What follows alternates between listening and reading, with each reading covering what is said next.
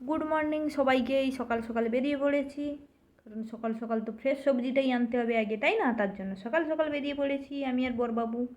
এই দুজনে যাচ্ছি রাস্তার মধ্যে দিয়ে, অটোতে করে যাচ্ছি যাচ্ছি যাচ্ছি, দারুণ দারুণ।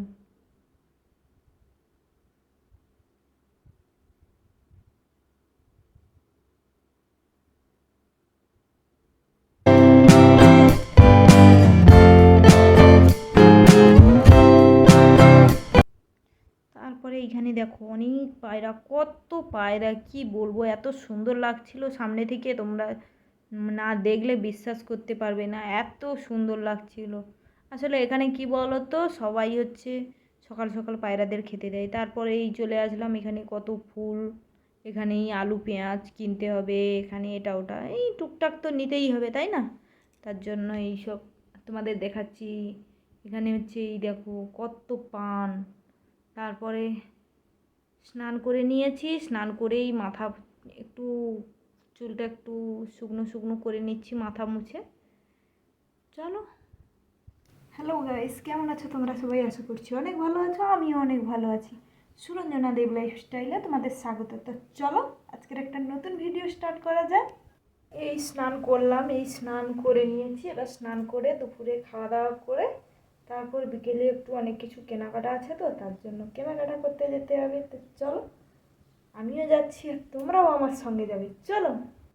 এইটা হচ্ছে আজকের আমার দুপুরের লাঞ্চ।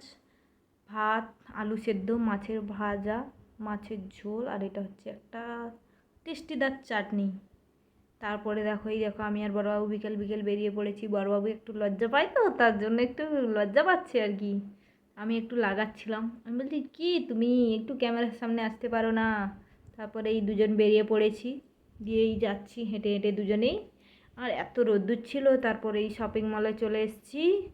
এসে ওই কিছু হালকা পাতলা একটু কেনাকাটা বলতে বড়বাবুর জলের বোতলের দরকার ছিল, একটা বোতল নষ্ট হয়ে গেছে, তার জন্য দরকার ছিল, এই জলের বোতল নিয়ে নিয়েছি। তারপরে এই এখানে চলে এসেছি। এখানে এবার একটু ঘোরাফেরা করলাম, বড়বাবু এটা ওটা নিল, বড়বাবুর যেটা দরকার। তারপরে এই এখানে চলে এসেছি, বড়বাবুকে বলছি সাবান নিতে হতো, তার জন্য ওইখানে সাবান দেখছে, বলে কোনটা ভালো আমি দেখছি, তোমাকে দেখতে হবে না, তুমি ওইখানে দাঁড়াও চুপ করেই।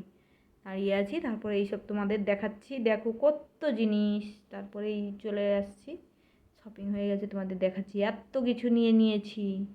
তারপরে যাচ্ছি যাচ্ছি, যেতে যেতে তোমাদের দেখাচ্ছি ওই পেছনে গাছটা খুব সুন্দর, দারুণ লাগছিল, এত সুন্দর কি বলবো, আমার তো দারুণই লাগছিল। তারপর বাড়িতে তো চলেই আসলাম। এসেই দেখো সন্ধ্যার টিফিনে কি বানিয়েছি, পানিপুরি। তোমাদের কাদের কাদের খেতে ভালো লাগে একটু কমেন্টে জানিও তো, আমার তো দারুণ লাগে খেতে, এত সুন্দর টেস্টি লাগে কি বলবো তোমাদের। তারপরে এই পানিপুরি খাওয়া শুরু করে দিয়েছি।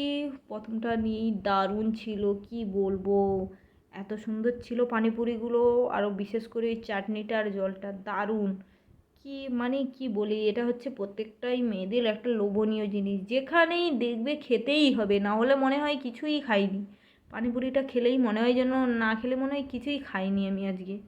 দারুণ দারুণ লাগে পানিপুরি খেতে, এত টেস্টি কি বলবো। আমি তো কথা বলতে বলতে আমার জিভ থেকেই জল চলে আসছে, আর কি বলবো তোমাদের। উফ, এত টেস্টি ছিল পানিপুরিটা।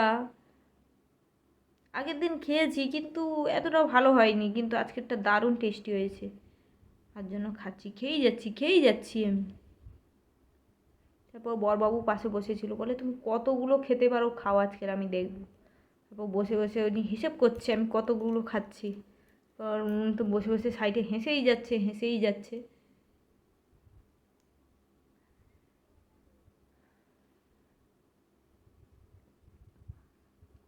দারুণ টেস্টি ছিল পানিপুরিগুলো।